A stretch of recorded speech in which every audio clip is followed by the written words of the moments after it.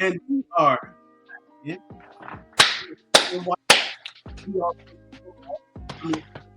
and I got my man 100 grand. Set it off Chris with me. And Chris, we've run through, this is our fourth video of the night. You know, if we telling people what's happening in the past, because really I'm not here. You know, I'm in a remote location with no Wi-Fi, you know, and yeah, man. And plenty alcohol. Yeah, hey, look, allegedly. Okay, allegedly. Yeah. There we go. So, Chris, we've been dissecting and giving mid-season reviews of this Cowboys team. We've done the offensive players, the defensive players, the offensive coaches, and now, Chris, we're going on to the defensive coaches. I ain't sure if I got too much kind to say on this one, Chris. Well, I mean, the defensive coaches will do one thing for you: drive you to drink. And since you'll be there, just make sure you don't pour any liquor on the ground for them, because they don't even deserve no liquor on the ground. They don't. Where you're at. But dude, I mean, there has not been a guy whose head has been called for more than Matt Eberflus by Cowboys Nation because of the lack of what his defense has been able to do. But I don't worry, I'm a professional. I can adjust, right? Matt Eberflus has shown an inability to properly coach this defense. Because I think that the players that are on this team, is he back? He's not back yet. The players that are on this team haven't been guys that can fit Flus's scheme, you know? And when he notices that, is he back yet? No, he's not. And when Flus notices that, he shows an inability to change, an inability to adjust, right? And he's back.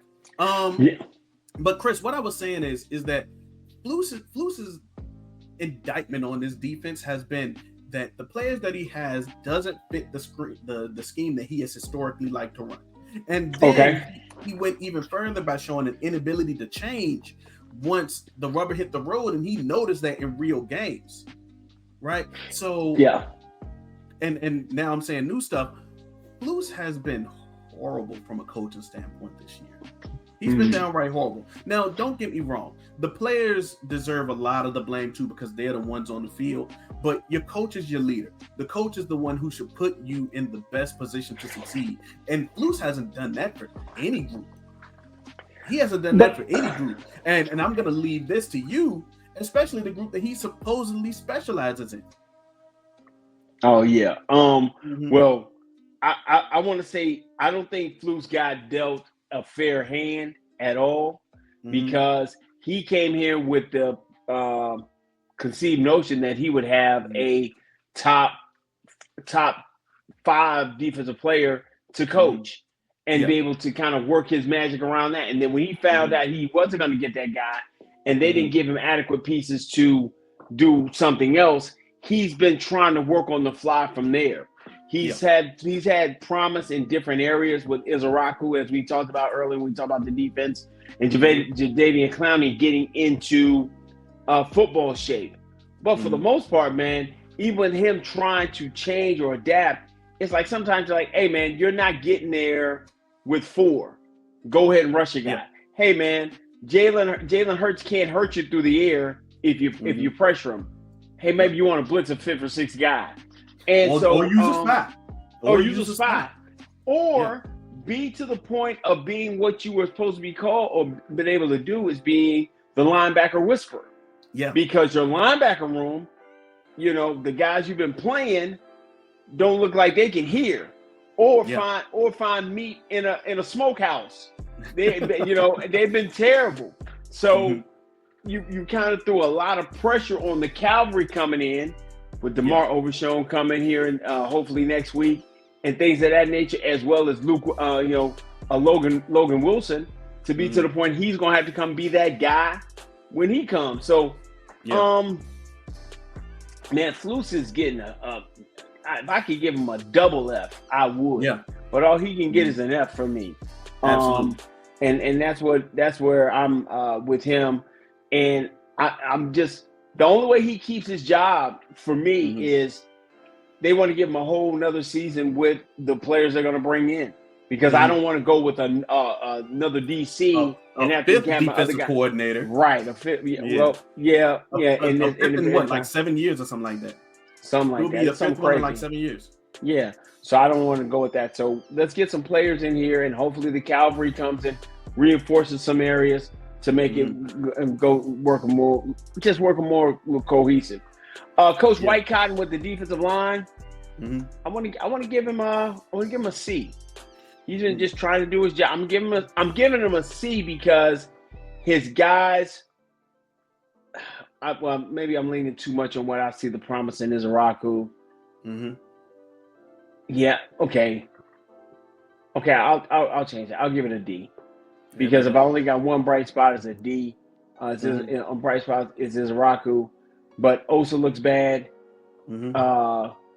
Kenny Clark looks serviceable, but they do have a lot. They have guys coming in that's maybe help them out some of the ways. Clowney, like you said, is getting into shape, but Dante Fowler and Sam Williams, I have played god awful. Disappointment, god awful, to say the least. What you got, buddy? I would also give White Cotton a D. And my reason for that is because think about when Mozzie Smith was here. Mozzie Smith was one of those guys that needed to be encouraged so that he can try to succeed on, help himself succeed. White Cotton never did that. He never overcame that Herculean challenge. Herculean challenge. Yeah. I look, that word got me in a chokehold. I tried. It's all good. It's all good. I failed it. It's all good. But I got you, though. Anyway, I think that he was just relying on the guys to do what they did well and not really helping them to get that next level of success, like you see on the offensive line. Your offensive line coaches are helping their players do what they do better and maybe introducing some new ideas alongside of that, right? I think that your defensive line your defensive coaching in general has their rigid idea of what they see success as, and they just want the players to do that, and it's failing. Okay, it's failing mightily. I think we're throwing on Coach White Cotton something that the great Duke Meriwether hasn't been able to figure out. And he couldn't figure out in the time he was here, is to try to figure out what's going on with Mozzie. To try to figure out how mercurial he is and try to unlock him to do what he wanted to do. And then when there were times where he wasn't even getting a uniform to dress out, you knew it was over for Mozzie, man. So, absolutely. That's what I'm saying. Coach White Cotton gets it. I'm not putting Mozzie on him, because Mozzie shouldn't have been here anyway. Mozzie was done. He had the opportunities, and he just, unless he had a great camp, which he didn't, it just put it to the point, all right, let's go and move on, which we did. So he'll get a D for me as well. And so we'll just continue to try to work through that. Give me another coach on the defensive side you're looking at. Your passing game coordinator, Andre Curtis. How are you the passing game coordinator, but teams are passing on you at will? Your DBs are getting, toasted, and teams are having their best game against them, right? In the air. Russell Wilson had 400 plus yards. Marvin Harrison Jr. as a receiver came in and had the best game of his young career.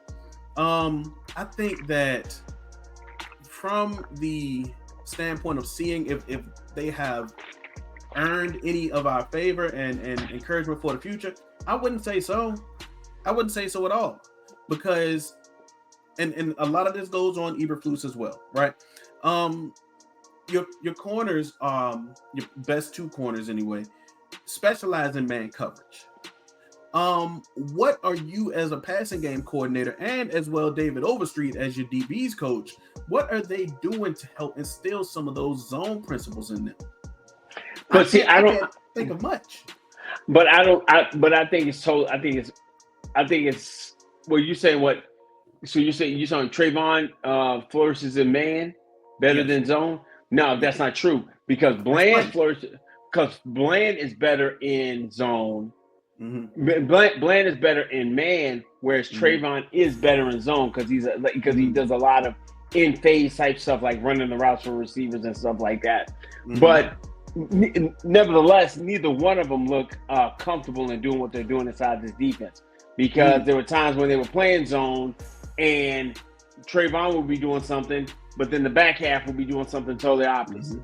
Linebackers aren't getting enough depth when they're in zone. And they're just getting thrown right over the top of. Guys are running wide open. Man, I mean, between the Denver game and the Chicago game, guys were just open all over the field. And like you said, everybody had. I mean, there hasn't had a guy who's had a bad day against this defense. Like you go back and look at every quarterback that's played. Probably the worst quarterback, and this is crazy, it's probably Jalen Hurts. Yep. Everybody else has had career days. So I will give them a D as well. So that's the OC, the DC, the O-line, the defensive line coach, the linebackers coach, I guess, is another guy, but Eberflus I don't really know about him that much. I don't really know what is his name. Okay. I'm not sure how to pronounce his last name. Okay. But like you said, Eberflus is supposed to be the linebacker specialist, right? Oh yeah, without question. Linebacker whisperer. Darion Davis, is that his name? No. Dave Borgonzi or something like that. No, not him. I'm not talking about. I'm talking about the guy who Eberflus had in Indianapolis. Oh, okay. I have no idea. No, I'm talking about the player. Oh, okay. Not DeMario Davis. Was it DeMario? It's DeMario. Yes, it's DeMario Davis. Played great. And then you also had the other guy that he had in Indianapolis. So he's had whenever he's had his guys, his linebackers have played extremely well. So he hasn't been able to pull that off. So I guess that's it. I guess his linebacker coach, who we can't even name, he gets a D. And then the secondary coach, you're giving him a D as well? I'm giving Flus an F. I'm giving your secondaries coach. The only coach that I would give a D to is White Cotton. That's it. Everybody else gets an F for me. Okay. Everybody else gets an F for me. Just because I don't think that they're coaching conducive to their players' success. I don't think that they're fostering any growth. I don't see any growth on the defensive side of the ball like you see on the offensive side of the ball. You see growth on offense. Yeah, you see people doing. It's a budding plant. You know what I'm saying? You can see that first little sprout on that offensive side of the ball when it comes to coaching, right? Right. Defense, man, there's nothing but weeds in there. Nah, thistles and thorns. That's all you're seeing over there, barren land. So we ain't even got to calculate that up, man. That defense is the defense is uneligible. They don't need to play. Nobody needs to see them play. They need to stay after hours. They need to keep their face in the book at all times. So they are on academic probation. Without question. They liable to get kicked out of school. Yeah. That's how bad they are, man. Absolutely. But that's all I got for them, man. The cavalry must be on the way. The cavalry's going to have to make up a lot of ground. But we're thinking, hopefully, if it does, it'll make them a middle of the pack defense, which will elevate this whole team and get us some of the wins. Some of those wins that we're not expecting to get in the second half of the year. Absolutely. So we're absolutely, definitely I agree, man.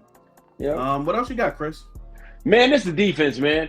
I just need to blow it all up and get these reserves in and see what happens, man. My goal is from these 6 guys that are on their way in. Hopefully, it goes from me needing 7 guys to maybe 3 to 4 guys. Yeah. And then that makes my off season a lot easier and draft season even more exceptional. Yeah, for sure. That's it, man. All right. 15 minutes on the defense, man. We almost made it 15 minutes. We really were gonna just do a video like, hey, this is Franklin football neighborhood watches. The defense sucks, but we didn't want to do that. Kind of want to get a little bit more in-depth knowledge. So that's what we asked you to do. We asked you to like, we asked you to share, we asked you to subscribe. Hit the QR code that's right above B's head, man, and go ahead and give us some just give us a little, convo, a little, interaction, man. And they said, the digital currency that we need, man, to continue to keep growing this thing, man. Listen, man, this has been our breakdown. We've done 4 videos, man. We've done the offense, we've done the defense, we did the offensive coaching, and we've done the defensive coaching. We're looking at our Dallas Cowboys in the second half of this season to see how those guys play out and go forward. They've got 8 tough games when they come after the bye. But we want to make sure you always come and kick with us because we're your neighborhood watchers of this team, man, and the team that you love and that we love, man. So we're Frankly Football, man. And until next time, peace.